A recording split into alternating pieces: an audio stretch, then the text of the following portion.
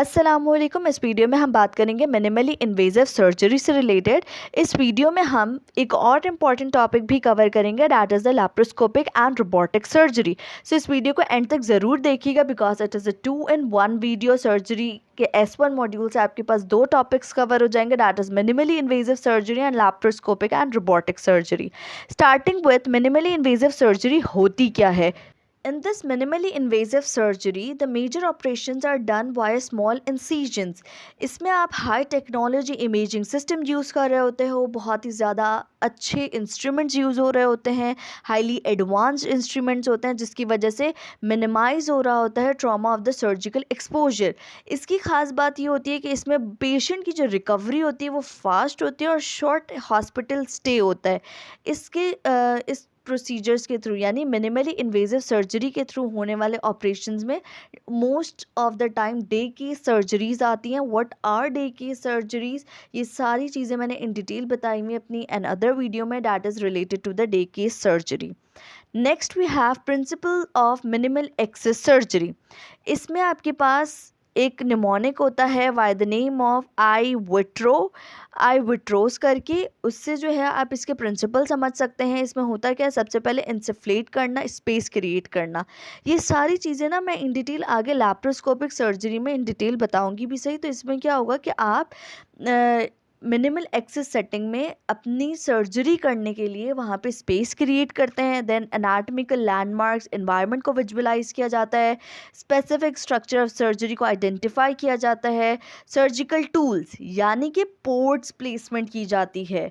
Then retract करना, local tissue को आप मैनिपुलेट कर रहे होते हैं to improve the access and gain entry. Operate करना, जो भी आपने इंसिजन दी उसके बाद सूचर किया, एनास्टोमोस की, जो भी चीज़ आपने करनी थी, लाइक अगर आपने कोई सैंपल लेना था वो कलेक्ट किया, आपने कोई चीज़ को एनास्टोमोस करना था वो किया, उसके बाद जो है आपने सील कर दिया।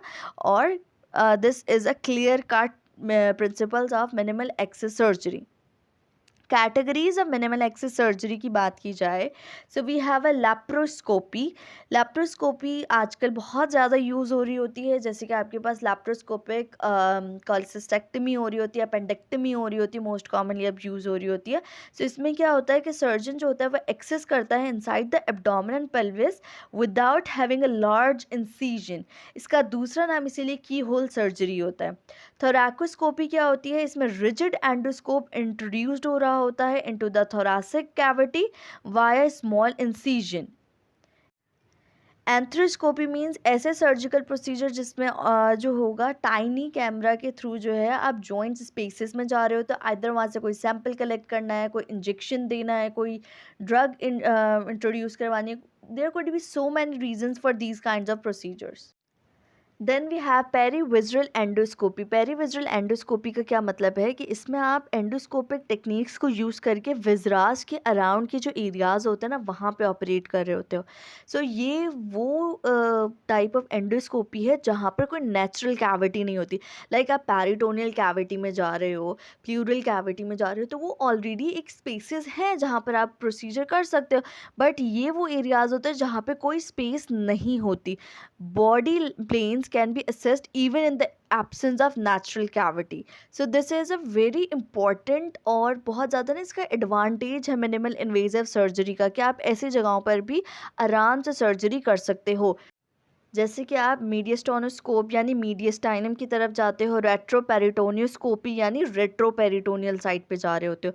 Lastly we have angioplasty. ये तो नाम बहुत कॉमनली हमने सुना हुआ है कि एंजियोप्लास्टी क्या होती है। इसमें आप ब्लॉक्ड वेसल्स में एक वायर के थ्रू जाते हैं और वहाँ पे बलून इन्फ्लेट करके जो ब्लॉकेज होती है ना उसको रिमूव कर रहे होते हैं। अब advantages of minimal access surgery क्या क्या होते हैं। Number 1 we have decreased wound size. क्योंकि आपके पास इंसिजन ही स्मॉल होती है तो वुंड साइज छोटा है, जिसकी वजह से डैमेज लेस है। रिड्यूसिंग इन वुंड इन्फेक्शन, क्योंकि देखें जितनी बड़ी इंसिजन होती है ना उतना ज़्यादा पसी डिस्चार्ज होने के, इन्फेक्शन होने के बहुत ज़्यादा चांसेस होते हैं। और डिहिसेंस के यानी वूंड जो है वो मज़ीद आपके पास सेपरेट हो सकता है और डिफॉर्म्ड हो सकता है। ब्लीडिंग के चांसेस ज़्यादा होते हैं, हर्निएशन हो सकती है क्योंकि हमें पता है इंसिजनल हर्निया भी कॉमन होता है। देन नर्व इंट्रैप्टमेंट हो सकती है। डिक्रीज्ड इन वूंड पेन, जब इंसिजन ही छोटा है, जितना बड़ा इंसिजन होता है उतना ज़्यादा पेन होता है, तो जितना छोटा इंसिजन है तो वो पेन भी कम से कम होगा। Then we have improved mobility. Minimal access surgery में पोस्ट ऑप भी मैं आपको बताऊंगी कि इसमें होता क्या है कि जैसे ही पेशेंट का जनरल एनेस्थीसिया का असर ख़त्म होता है, वो कॉन्शियसनेस रिगेन करता है, उसके बाद हम पेशेंट को बोलते हैं कि वो अपना चलना फिरना स्टार्ट कर दे। There is no need for prolonged bed rest, decrease wound trauma, decrease heat loss. क्योंकि आपके पास स्मॉलर इंसिजन होती है तो बॉडी हीट को मेंटेन करने में भी आसानी रहती है, यानी बॉडी का जो होम्योस्टेसिस एनवायरनमेंट होता है ना, वो डिस्टर्ब नहीं होता। Then we have improved visualisation. होता क्या है कि इसमें हाईली मैग्नीफाइड कैमराज और लेंसेज यूज़ हो रहे होते हैं, तो विजुअलाइजेशन बहुत अच्छी होती है इसमें। लिमिटेशंस भी तो होंगी ना, हर चीज़ की अच्छाई होती है तो उसकी बुराई भी होगी। सो क्या लिमिटेशंस होती हैं ऑफ मिनिमल एक्सेस सर्जरी की? Number one, we have reliance on remote vision. यानी सर्जन जो होता है ना, वो डायरेक्टली साइट को नहीं देख रहा होता, वो क्या देख रहा होता है, स्क्रीन को देख रहा होता है, और कैमरा फीड के ज़रिए उसे पता चल रहा होता है कि क्या हो रहा है अंदर। So there will be a rely on the camera feed. Direct visualisation of the surgical site is not possible. Loss of tactile feedback, यानी जो आप ओपन सर्जरी में वो अपने हाथों से सारा कुछ कर रहे होते हैं ना, वो चीज़ इसमें नहीं मिलती। Then dependence of hand and eye coordination. Hand मतलब कि वो पॉर्ट्स को जिस तरह से मूव कर रहा होगा इंस्ट्रूमेंट को, और आई मतलब स्क्रीन पे देखता रहेगा कि अंदर चल क्या रहा है। Then we have difficulty in haemostasis. ये जो हीमोस्टेसिस वाली बात है ना, इसको तो मैंने इन डिटेल आगे बताना भी है, क्योंकि जो आपके पास मिनिमल एक्सेस सर्जरी होती है ना, इसमें ब्लीडिंग कंट्रोल करना सबसे ज़्यादा मुश्किल है। लाइक ओपन एक्सेस, ओपन में तो आपको पता होता है कि मतलब अगर कोई आर्टरी रप्चर हो जाती है तो फ़ौरन से आप उसको कंट्रोल कर लेते हो। इसमें इंसिजन है छोटा सा, अंदर आर्टरी रप्चर हो गई है, आपको मिल नहीं रही, तो कितना मुश्किल हो जाता होगा उसे कंट्रोल करना। So controlling bleeding is more challenging. Reliance on new technique, यानी अब जो है जितनी रिसेंट टेक्निक्स आती जाएंगी, आपको उसके अकॉर्डिंगली अपनी इंस्ट्रूमेंट्स को सीखना समझना पड़ेगा। Extraction of large specimen is challenging. यानी इंसिजन स्मॉल है तो अगर कोई आपने लार्ज स्पेसिमेन कोई ऑर्गन निकालना है तो उसके लिए भी थोड़ा पॉसिबल नहीं होगा कि आप एज अ होल ऑर्गन निकाल सकें या एज अ होल कोई बड़ा सैंपल ले सकें। अब बात करते हैं इन डिटेल लैप्रोस्कोपिक सर्जरी से रिलेटेड। अच्छा, इसमें क्या होगा, मैं आपको पहले प्री ऑपरेटिव पूरा बताऊंगी, फिर ऑपरेशन के दौरान क्या क्या होता है, क्या कॉम्प्लिकेशन हो सकती हैं, सारी चीज़ें, और post op complication and treatment सब। सो सारी चीज़ें इन डिटेल कवर होंगी, तो एंड तक देखिएगा। सबसे पहले स्टार्ट करते हैं laparoscopic surgery. We have pre operative evaluation, जिसमें आप पेशेंट की हिस्ट्री लेंगे, उसकी ओवरऑल फिटनेस है या नहीं, उसको कोई रिथमियास तो नहीं है, एम्फाइसीमा तो नहीं है, या मैं कोई प्रोलॉन्ग मेडिकेशंस पे लाइक एस्कॉर्ड वगैरह कोई मतलब ब्लड थिनर मेडिकेशंस हम हमेशा पेशेंट से ज़रूर पूछते हैं, चाहे वो लैप्रोस्कोपिक सर्जरी या किसी भी तरह का प्रोसीजर हो। ये कोई एलर्जीज तो नहीं है, क्योंकि हमें एंटीबायोटिक देनी होती है, तो मोस्ट ऑफ द टाइम जो है हम एमॉक्सिसिलिन को यूज़ कर रहे होते हैं। सो उससे कोई रिएक्शन ना हो जाए, तो इसलिए आपको ये सारी चीज़ें पूछना बहुत ज़रूरी है पेशेंट से। Then we have cirrhosis. Cirrhosis क्यों पूछना ज़रूरी है कि अगर पेशेंट को कोagulation डिफेक्ट है, कोagulation डिफेक्ट अगेन क्यों ज़रूरी है, क्योंकि मैंने आपको पीछे ही बताया कि इसमें ब्लीडिंग कंट्रोल करना बहुत मुश्किल होता है। तो अगर पेशेंट को ऑलरेडी कोagulation डिफेक्ट है, so this is one of the Contra indication for the laparoscopic surgery. Patient on क्लोपिडोग्रल या डायपैराडामोल, यानी अगेन एंटी प्लेटलेट थेरेपी पर है। प्रीवियस सर्जरी, कोई प्रीवियस सर्जरी हुई हुई है कि एब्डोमेन में ऑलरेडी स्कार्स हैं, एडहेशंस हैं, तो उसमें हमें मसला हो सकता है। Then severe chronic obstructive lung disease like emphysema या इस्कीमिक हार्ट डिजीज़ या फिर कार्डियक एरिथमियाज जैसी कंडीशंस में हम अवॉइड करते हैं लैप्रोस्कोपिक सर्जरी में, अनटिल और अनलेस कि आपको लगता है कि benefit is more than the risk, तो फिर आप उसकी तरफ जा सकते हैं, अदरवाइज़ हम नहीं जाते इसकी तरफ। ओके, इसके अलावा आप हिस्ट्री के बाद और क्या क्या चीज़ें देखते हैं? आप general physical examination as usual करते ही हैं पेशेंट की, और उस साइट की एग्जामिनेशन ज़रूर करते हैं जहाँ पे आपने सर्जरी करनी होती है। लाइक अगर एब्डोमेन कर रहे हैं तो एब्डोमिनल आपने एग्जामिनेशन ज़रूर करनी है, कोई मास फील हो रहा है, वो सारी चीज़ें आपने ज़रूर चेक करनी होती हैं। इसके अलावा एक और इम्पॉर्टेंट पॉइंट जो होता है ना, वो ये होता है कि अगर पेशेंट बहुत ज़्यादा ओबीस्ड है तो उसमें हो सकता है कि न्यूमोपेरिटोनियम क्रिएट करने में आपको डिफ़िकल्टी हो। अच्छा, न्यूमोपेरिटोनियम इन डिटेल बता रही हूँ मैं अगले 2-3 मिनट में, तो वहाँ पे मैं आपको सारी चीज़ें समझ आ जाएंगी, बस यहाँ पे ये याद रखिएगा, वैसे ओबीस्ड पेशेंट में लैप्रोस्कोपिक सर्जरी करने में इशू नहीं होता।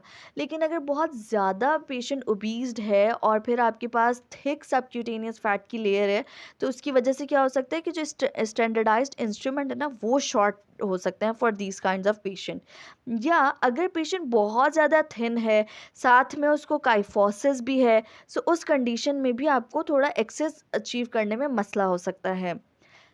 ओके, अब जो होती है ना डिफरेंट पोजीशंस होती हैं, ओटी पोजीशंस, जो कि मैं आगे बताऊंगी भी सही। उसमें ना एक पोजीशन होती है रिवर्स ट्रेंडलेनबर्ग पोजीशन। इस रिवर्स ट्रेंडलेनबर्ग पोजीशन में क्या होता है, वीनस स्टेसिस होने के चांसेस होते हैं। तो अगर किसी पेशेंट की लैप्रोस्कोपिक सर्जरी हो रही है विथ रिवर्स ट्रेंडलेनबर्ग पोजीशन, तो उसमें आपको रिस्क होता है कि डीप वीनस थ्रोम्बोसिस ना हो जाए। सो इसलिए आप in a lengthy procedures and in obese patient going through this kind of surgery, आप उसमें subcutaneous low molecular weight heparin देते हैं एंड एंटी थ्रोम्बोएम्बोलिक स्टॉकिंग्स देते हैं पेशेंट को। क्योंकि याद रखिएगा, क्लॉट बन जाए तो वो बहुत ज़्यादा मसला क्रिएट कर सकता है। तो बेस्ट अप्रोच क्या होती है क्लॉट के लिए कि आप बनने ही ना दें।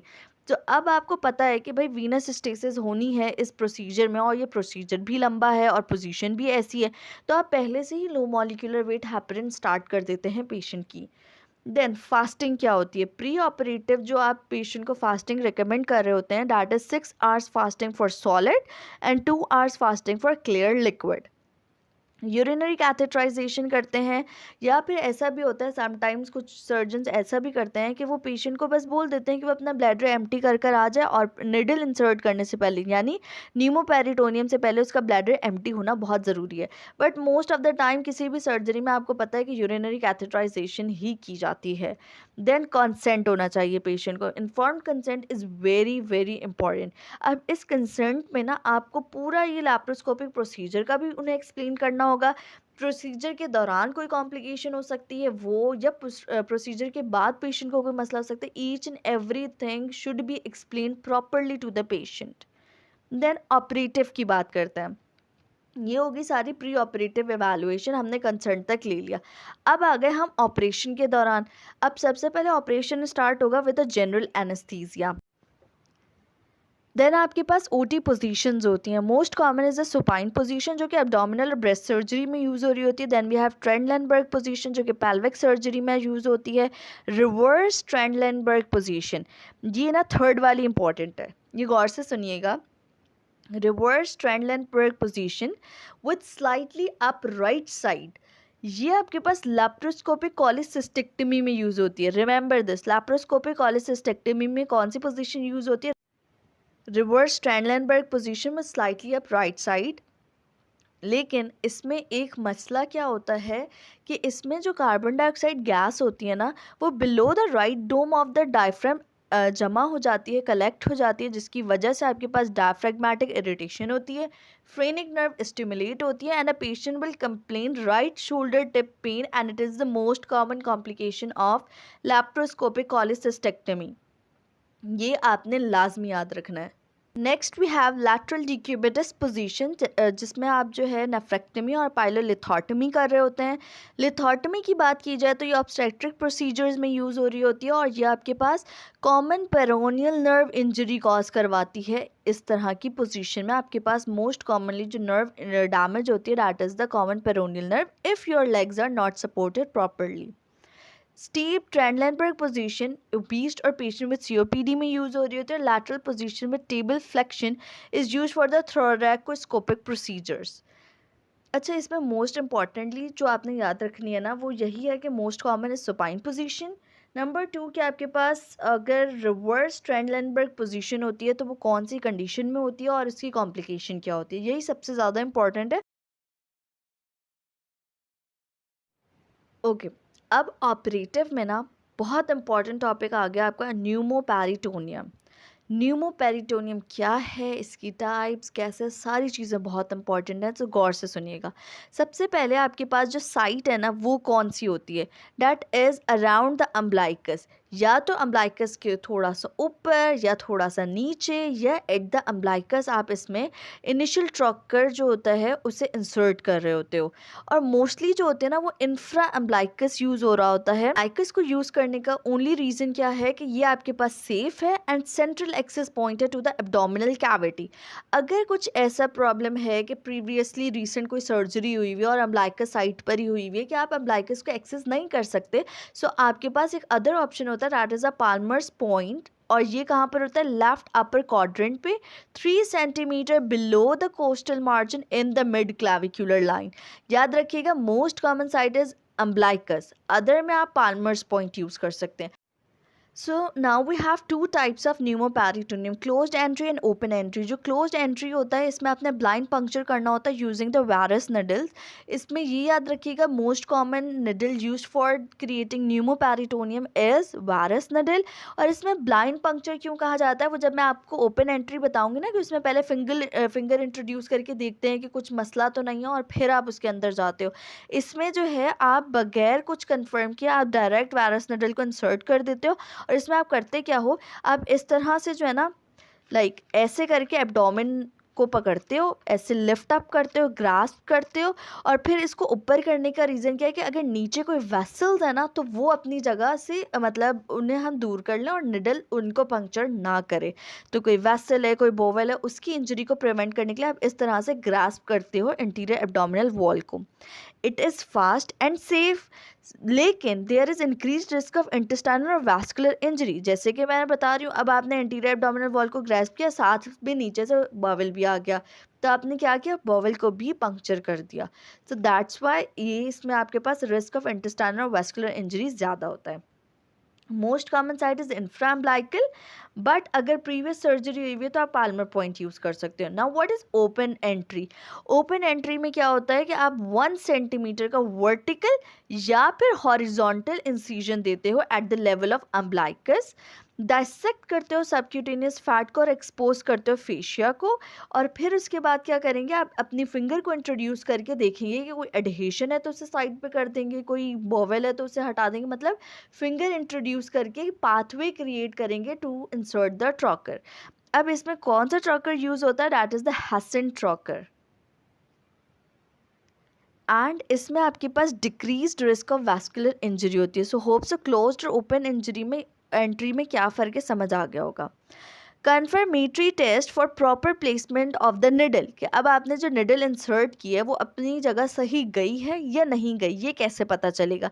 सो we have a drop test and hanging drop test. अच्छा देखें, मैं आपको समझाती हूँ। ये जो है ना, फॉर एग्जाम्पल ये आपका एब्डोमेन है और यहाँ से आपने निडल इंसर्ट की है, ठीक है। अब ना ये वाली साइड आपकी तरफ है, यहाँ पे डॉक्टर खड़ा हुआ होगा। अब होगा क्या कि आपने ना सलाइन लेना है और सलाइन की ड्रॉप यहाँ पे डालनी है, ठीक है। अब सलाइन की ड्रॉप जो है ना यहाँ पे जब आप निडल के ऊपर रखेंगे तो अंदर क्या है, नेगेटिव प्रेशर है, तो वो इस ड्रॉप को अंदर खींच लेगी। पेरिटोनियल कैविटी के अंदर अगर आप हैं तो नेगेटिव प्रेशर क्या करेगी, सक अप कर लेगी, पुल कर लेगी इस ड्रॉप को। So the drop will disappear from here. So that is the positive drop test और हैंगिंग ड्रॉप टेस्ट, कि भाई आप बिल्कुल सही जगह हैं। और अगर जो है ये ड्रॉप यहाँ से नहीं हट रहा और वहीं की वहीं है, डैट मीन्स कि कुछ ना कुछ गड़बड़ है, कि आप पेरिटोनियल कैविटी में नहीं गए, क्योंकि नेगेटिव प्रेशर ने इसको सक नहीं किया। होप से समझ आया होगा। सो हुआ क्या कि जब आपने एब्डोमेन वॉल को लिफ्ट किया तो it creates a negative pressure in the peritoneal cavity. और जब आप वेरस निडल को चेक करें कि वो करेक्टली प्लेस्ड है इन द पेरिटोनियल कैविटी, तो उसमें होगा क्या कि नेगेटिव प्रेशर सक कर लेगा when the drop is placed on the needle hub.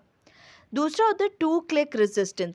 अब देखें ये एब्डोमेन है, अब आप जो है ना निडल इंसर्ट कर रहे हैं, तो जैसे ही वो रेक्टस शीट या एक्सटर्नल एब्डोमिनल फेशिया को क्रॉस करेगा, एक आवाज़ आएगी आपको कि एक एक्सटर्नल एब्डोमिनल फेशिया पे क्लिक की आवाज़ आएगी कि we have cross this line ना, क्योंकि आप यहाँ पे प्रेशर अप्लाई करके उस स्किन को पियर्स करोगे। देन दूसरी आएगी कि जब आप पेरिटोनियम को क्रॉस करके इनटू द पेरिटोनियल कैविटी में आ जाओगे। सो ये है 2 click resistance. Then we have gas, कि कौन सी गैस यूज़ हो रही होती है for creating the pneumoperitoneum. So most importantly याद रखिएगा, कार्बन डाइऑक्साइड यूज़ हो रही होती है। क्यों यूज़ होती है? क्योंकि ये नॉन कंबस्टिबल गैस होती है।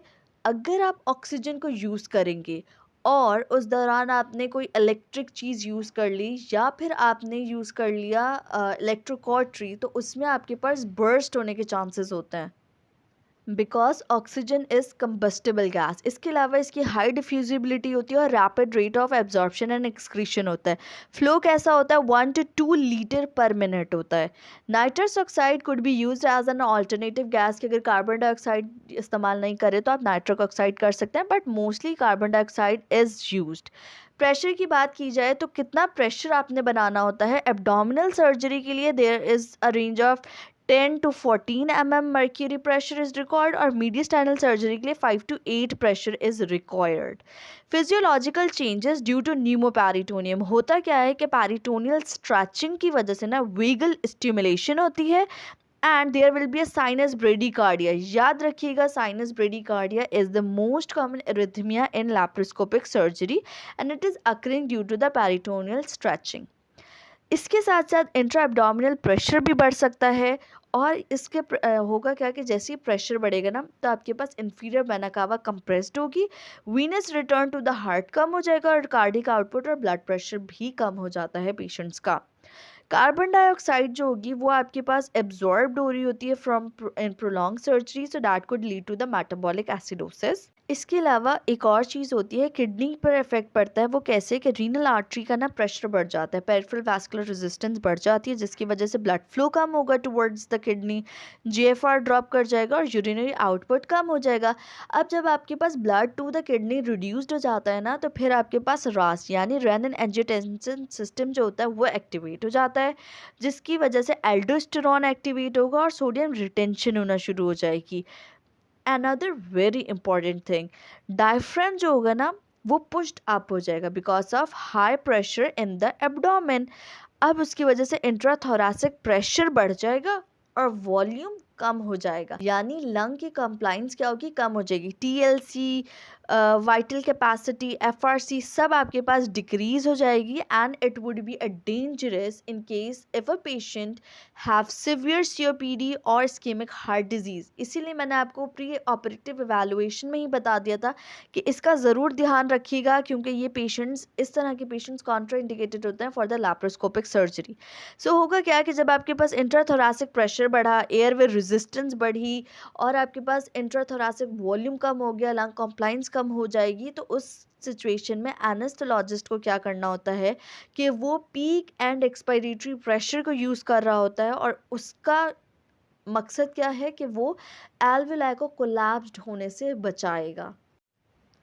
Then we have port placement. अब आपके पास ना दो वर्ड्स मैंने यूज़ किए, एक है ट्रॉकर और एक है पोर्ट। देखिए, जो ट्रॉकर होता है ना, ये इनिशियल ओपनिंग बना देता है, जैसे कि हमने हैसन ट्रॉकर यूज़ किया, जो कि आपके पास यूज्ड होता है in open entry for creating pneumoperitoneum. तो हैसन ट्रॉकर यूज़ किया, ये आपके पास क्या है? इनिशियल ओपनिंग बनाने के लिए रिस्पॉन्सिबल है। अब जब ओपनिंग बन जाती है ना, तो उसमें आप पोर्ट इंसर्ट करते हो, और वो पोर्ट के ज़रिए जो है आप पूरी प्रोसीजर करते हो। अब इसमें क्या होगा कि जो ट्रॉकर्स होते हैं ना, वो पेशेंट के लेफ़्ट और राइट हैंड में एटलीस्ट 10 सेंटीमीटर का डिफरेंस होना चाहिए, यानी दो ट्रॉकर्स आपने लगाए ना, तो उसके दरमियान में 10 सेंटीमीटर का डिफरेंस हो। पॉट्स जो होती है ना, वो मोस्ट कॉमनली, जैसे कि फॉर एग्जांपल अगर किसी की कॉलिसिस्टेक्टमी होती है तो उसमें 4 पॉट्स यूज़ होते हैं। लैप्रोस्कोपिक अपेंडेक्टमी होती है तो उसमें 3 पॉट्स यूज़ होते हैं। अब उसमें मोस्ट कॉमनली कैसे होते हैं? 5 मिलीमीटर और 10 मिलीमीटर के दो पॉट्स होते हैं, that are the operating and the working ports. 10 millimetre का एक पॉट होता है ऑप्टिकल पॉट, और 5 मिलीमीटर का असिस्टिंग पॉट होता है। और जो आपके पास ऑप्टिकल पॉट होता है ना, ये कैमरा कंटेन कर रहा होता है, तो ये आपके पास एट और नियर द अम्बलाइकस लगाया जाता है, ताकि आपके पास सेंट्रली आप सारी एब्डोमिनल कैविटी को अच्छे से देख सकें, या उस साइड को अच्छे से विजुअलाइज कर सकें। देन साथ ही साथ आप ड्यूरिंग ऑपरेशन, जैसे ही आपने इंसिजन दी, उसके 1 घंटे बाद जो है एंटीबायोटिक की डोज भी दे देते हैं, अगर जो है वो साइट कंटामिनेटेड है, सेमी कंटामिनेटेड है, या कॉम्प्लेक्स प्रोसीजर है। अब जैसे कि मैंने आपको बताया था कि इसमें जो मोस्ट important complication है in this kind of laparoscopic surgery, that is bleeding. So ये line देखें, इसमें क्या लिखा हुआ है, bleeding has been the most common cause of conversion to an open surgery. ये याद रखिएगा कि आपके पास जैसी फॉर एग्जांपल आपने ट्रॉकर इंसर्ट किया, ठीक है, और आपको पता चल गया कि ट्रॉकर जो है वो किसी बॉवल में चला गया या वैस्कुलर इंजरी हो गई और ब्लीडिंग स्टार्ट हो गई है, तो आपने ट्रॉकर को उसी जगह रहने देना और ओपन सर्जरी पे शिफ्ट हो जाना है. You will not proceed with a laparoscopic surgery. Bleeding हो गई है तो आपने वहीं पे रुक जाना है, आपने मज़ीद पॉट प्लेसमेंट और पूरा वो उसको नहीं चलाना, क्योंकि पेशेंट को फिर हीमोडायनेमिकली अनस्टेबल हो जाएगा पेशेंट. सो आपने जैसे ही ब्लीडिंग होती है, फॉर एग्जांपल आपने जैसे ट्रॉकर इंसर्ट करते हैं और ब्लीडिंग स्टार्ट होगी, तो आपने उसे कन्वर्ट कर देना है into the open surgery. So this is the most common cause कि लैप्रोस्कोपिक सर्जरी प्लान्ड होते होते ओपन सर्जरी में कन्वर्ट हो जाती है. अब ब्लीडिंग 4 तरह से हो सकती है. Bleeding from the major vessel, और अगर किसी मेजर वेसल से ब्लीडिंग हो रही है तो आपने फाइन टिप ग्रास्पर यूज़ करना है, इलेक्ट्रोकॉटरी करनी है या क्लिप यूज़ करना है, depending upon the size of the vessels. अगर bleeding from the organs, like for example cholecystectomy में आपने गॉल ब्लैडर को रिमूव किया और उसमें कोई ट्रॉमा हो गया, कुछ मसला हो गया जिसकी वजह से ब्लीडिंग होना शुरू होगी, तो उसमें आप इलेक्ट्रोकॉटरी करते हो. अच्छा, इलेक्ट्रोकॉटरी होती क्या है, इसमें आपने क्या यूज़ करनी थी, हीट थेरेपी यूज़ करनी होती है to burn that specific vessel. उसको लाइगेट करने के लिए आप हीट थेरेपी, थर्मल एनर्जी को यूज़ कर रहे होते हो. Bleeding from the trocar side, जैसे कि मैंने आपको पहले भी बताया, मोस्ट कॉमनली यही मसला आता है. होगा क्या कि आपने जो इंसीजन दी थी ना इतनी छोटी सी, अब उसको जो है 3 मिलीमीटर यहाँ से बड़ा करो, 3 मिलीमीटर यहाँ से बड़ा करो और जाकर 8 suture, figure of 8 suture apply कर देते हैं to the vessel, damage vessel. या तो उसको सूचर अप्लाई करके उस वेसल को ही बंद कर दो, या फिर आप फॉलीज बलून कैथेटर इंसर्ट करते हो. आप क्या करोगे कि आप फॉलीज इंसर्ट करोगे उस साइड पे, वहाँ पर जो है आप उसे इन्फ्लेट करोगे और प्रेशर जनरेट होगा with the help of balloon. Then evacuation of blood clots. Blood clots के लिए जो बेस्ट तरीका है वो यही है कि आपने क्लॉट बनने ही नहीं देना, और शुरू से ही आपने सबक्यूटेनियसली, जैसे मैंने आपको बताया था हेपरिन के बारे में, वो, और साथ ही साथ रूटीन यूज़ होगा of 5000 to 7000 units of heparin per litre of irrigation fluid. Now moving towards the post operative care. अब इसमें अगर पेशेंट को नॉजिया एंड वॉमिटिंग होगा, क्योंकि जनरल एनेस्थीसिया देना अपने पेशेंट को, तो उसमें one of the complication is nausea and vomiting. So उसके लिए आप एंटीएमेटिक्स यूज़ करते हैं, ऑर्डेनसेट्रॉन से पेशेंट बहुत अच्छा रिस्पॉन्स करता है. और अगर आपने क्योंकि अब पेशेंट को दर्द भी है और आपने ओपियोइड्स का यूज़ कर लिया, तो उसमें क्या होगा, ओपियोइड्स एंड नॉजिया और वॉमिटिंग को वर्सन करेगा. सो आपने ओपियोइड्स के यूज़ को अवॉइड करना होता है. शोल्डर टिप पेन, बिकॉज कि आपके पास कार्बन डाइऑक्साइड गैस जो होती है ना, वो जाके डायफ्राम को इरिटेट करती है और उससे फ्रेनिक नर्व स्टिमुलेट होकर शोल्डर टिप पेन कॉज करवा रही होती है, and it will be settled with in 2 to 3 days. और अगर पेशेंट कोई दवाई का बोले तो उसमें आप पैरासीटामोल यूज़ कर सकते हैं. एब्डोमिनल पेन की बात की जाए, इतना ज़्यादा सिवियर पेन होता नहीं है, लेकिन अगर पेशेंट स्पेशली 2 से 3 दिन के बाद अगर कंप्लेन कर रहा है for the abdominal pain, so there is a high risk of infection और आपने एंटीबायोटिक स्टार्ट कर देनी है. फिर उसके बाद सपोजिटरी एनाल्जेसिया भी दिया जाता है for post operative pain relief. Oral fluids and feeding जो होती है वो स्टार्ट हो जानी चाहिए with in 4 to 6 hours after the surgery, यानी प्रोलॉन्ग्ड एनपीओ रहने की ज़रूरत नहीं है. 4 to 6 hours के बाद ही स्टार्ट हो जाना चाहिए. यूरिन कैथेटर रिमूव हो जाना चाहिए बिफोर पेशेंट रीगेन कॉन्शियसनेस. मतलब ऐसा नहीं है कि अब जनरल एनेस्थीसिया का जो अनकॉन्शियसनेस का असर होता है उसमें रिकवरी में थोड़ा सा टाइम लगता है ना, सो उससे पहले ही पेशेंट का कैथेटर भी रिमूव कर दें. क्यों? क्योंकि जब पेशेंट होश में आए तो वो अपना टॉयलेट आना जाना खुद से शुरू करे, बिकॉज हमें अर्ली एम्बुलाइजेशन भी चाहिए. पेशेंट एम्बुलेटरी हो as soon as possible. Drains जो होता है वो डिपेंड करता है कि आपने किस रीज़न के लिए लगाई में. अगर कोई मतलब मेन पर्पस नहीं है तो आप उसे निकाल सकते हैं. लाइक अगर आप देखना चाह रहे हैं कि कोई हेपाटिक सिक्रीशन, कोई बाइलरी सिक्रीशन तो नहीं आ रही, कोई ब्लड तो नहीं आ रहा, और आपने उसके लिए असेसमेंट के लिए उसे रखना है, तो that's depend upon the procedure. और अगर नहीं रखना तो आप उसे निकाल सकते हैं. So this depend upon the procedure. Then discharge from the hospital. उसके लिए क्या क्या चीज़ें होनी चाहिए कि वाइटल्स स्टेबल हैं पेशेंट के लिए for at least 1 hour, correct orientation है, उसे टाइम प्लेस पर्सन कहाँ है वो क्या कर रहा है हर चीज़ उसे पता है। देन एडिक्वेट पेन कंट्रोल्ड है on the oral analgesia, patient को ज़रूरत नहीं है आईवी की, और ओरल फ्लूइड्स उसने स्टार्ट कर दिए हैं। मिनिमल नॉज़िया वॉमिटिंग और डिजीनेस है, यानी उसको ये सारी कंप्लेंट्स भी उसकी सबसाइड हो गई हैं। और ये सारी चीज़ें तो हैं फॉर द डिस्चार्ज पर्पस ना, साथ ही आप पेशेंट को बता भी देते हैं, समझा भी देते हैं कि अगर फॉर एग्जांपल कोई नॉन एब्जॉर्बेबल सूचर्स हैं या स्किन स्टेपल्स यूज़ हुए हैं, so that would be removed by the 7th day. तो फॉलो अप रिलेटेड भी आप पेशेंट को गाइड कर देते हैं। ओके, अब this was all about laparoscopic surgery. अब बात करते हैं other types of minimally invasive surgery, जिसमें दो बहुत इंपॉर्टेंट नाम है, that is the single incision laparoscopic surgery. इस प्रोसीजर में क्या होता है, नाम से ही पता चल रहा है एक ही इंसिजन आएगा, और वो पता है इंसिजन एक ही अम्बलाइकस पर आता है। तो अम्बलाइकस ऑलरेडी एक स्कार साइट है, अब वहाँ पे इंसिजन आएगा तो किसी को क्या पता चलेगा। So this is a scarless procedure. So single incision है, इसमें होगा क्या कि आपने ना अम्बलाइकस पे और मोस्टली इंफ्रा अम्बलाइकल उसके ना जो लोअर मार्जिन होती है वहाँ पे आप ये इंसिजन देते हो, और फिर क्या होगा कि आप उसमें से ना एक पॉर्ट इंसर्ट कर देते हो। वो पॉर्ट क्या होगा, मल्टीपल चैनल पॉर्ट होगा। तो इसलिए आपको ना 4 अलग-अलग डालने की ज़रूरत नहीं है, एक पॉट के अंदर ही मल्टीपल चैनल्स होंगे। So multiple channel port will be inserted by umbilicus to carry out the procedure. It is a scarless procedure, क्योंकि आपने सिर्फ एक ही इंसिजन दी, वो भी आपने नेचुरल स्कार पर दी, दैट इज़ द अम्बलाइकस, तो कोई स्कार नहीं आता। लेस पेन है, less risk of port side bleeding है, and reduced risk of post side hernia.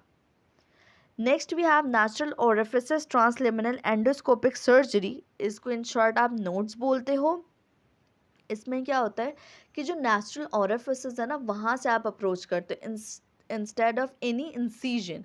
Like आपने अम्बलाइकस को भी इंसाइज नहीं करना, आपने सिर्फ नेचुरल साइड से जाना है, यानी ओरल कैविटी, रेक्टम और वजाइना के जरिए जो नेचुरल ओपनिंग्स है। इसमें आप अम्बलाइकस को इन्वॉल्व नहीं करते, ये एक इम्पॉर्टेंट पॉइंट है। Umbilicus is not involve in notes. अब कौन कौन से प्रोसीजर्स ऑलरेडी हो चुके हैं with this natural orifice approach, cholecystectomy हो चुकी है, अपेंडेक्टमी हो चुकी है, पोएम यानी पर ओरल एंडोस्कोपिक मायोटमी जो कि आप एक्लेजिया के लिए करते हो वो हो चुका है, सेगमेंटल कोलेक्टमी एंड गैस्ट्रोजिजनोस्टमी हो चुकी है। Then lastly we have robotic surgery. तो इसमें आप क्या कर रहे होते हैं, रोबोट्स होते हैं जो कि मैकेनिकल डिवाइसेस होती हैं, ये परफॉर्म कर रही होती हैं physical task under the supervision of humans, या फिर इन्हें कोई इस तरह का प्री डिफाइंड प्रोग्राम इनमें इंसर्ट कर दिया जाता है, या फिर आर्टिफिशियल इंटेलिजेंस के ज़रिए, या फिर सेट ऑफ गाइडलाइंस प्रोवाइड कर दी जाती हैं कि उसके अकॉर्डिंगली इन्हें काम करना होता है। So it could be of two types. Number one we have teleoperated, मतलब इसमें क्या होगा कि प्रोसीजर की साइट अलग है और सर्जन अलग जगह बैठा हुआ है। लाइक फॉर एग्जांपल कि अगर दुबई में ऑपरेशन हो रहा है किसी पेशेंट का, तो that is controlled by American surgeon, यानी वहाँ से बैठे बैठे सर्जन जो है वो रोबोट को सारी गाइडेंस दे रहा होता है to how to perform the surgery, और वो यहाँ पे सारी चीज़ें कौन कर रहा होता है, रोबोट कर रहा होता है, और वहाँ से सर्जन कंट्रोल कर रहा होता है। सो ये जो सर्जन कंट्रोल कर रहा है और रोबोट वर्क कर रहा है, this is master and slave system. So ये आपके पास रोबोटिक सर्जरी किसके अकॉर्डिंगली काम करती है, master and slaves surgery mechanism के ज़रिए। अच्छा, दूसरा होता है आपके पास इमेज गाइडेड, यानी सेम प्रोसीजर ऑलरेडी हो चुका है और आप वो वीडियो दिखा दें रोबोट को या उसके अकॉर्डिंगली सारी गाइडलाइंस दे दें, तो वो उसके अकॉर्डिंगली सारे स्टेप्स कैरी आउट करता है।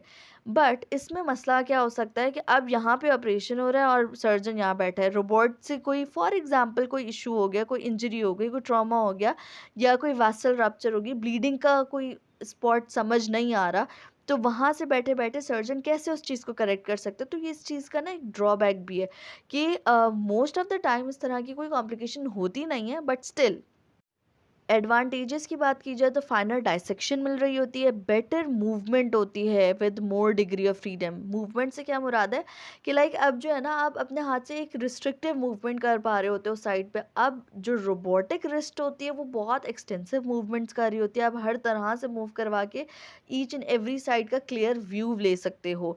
ट्रैमर रिडक्शंस के बाज़ात अगर किसी सर्जन को ट्रैमर्स का इशू हो रहा है तो वो उस चीज़ को ओवरकम कर सकता है with the help of robotic hand. Less stress on the surgeon and higher level of concentration. Stress कम है और वो ज़्यादा ध्यान दे सकता है कि हो क्या रहा है। Perform complex technical task in limited space. मतलब ये वहाँ पर ये वाले ऑपरेशंस भी हो सकते हैं जहाँ पे स्पेस इतना ज़्यादा नहीं है। लाइक पेल्विस में प्रोस्टेक्टमी करनी है तो उसमें आपको ये चीज़ बहुत हेल्पफुल हो सकती है। डिसएडवांटेज क्या है, एक्सपेंसिव होता है बहुत ज़्यादा। और जैसे कि मैंने आपको बताया, ये मास्टर एंड स्लेव सिस्टम के कॉन्सेप्ट पे काम कर रहा होता है। Master is the surgeon and the slave is the robot. This is all about robotic surgery and laparoscopic surgery and minimally invasive surgery. Hope so ये सारी चीज़ें मैंने अच्छे से क्लियर की होंगी। जज़ाकल्लाह।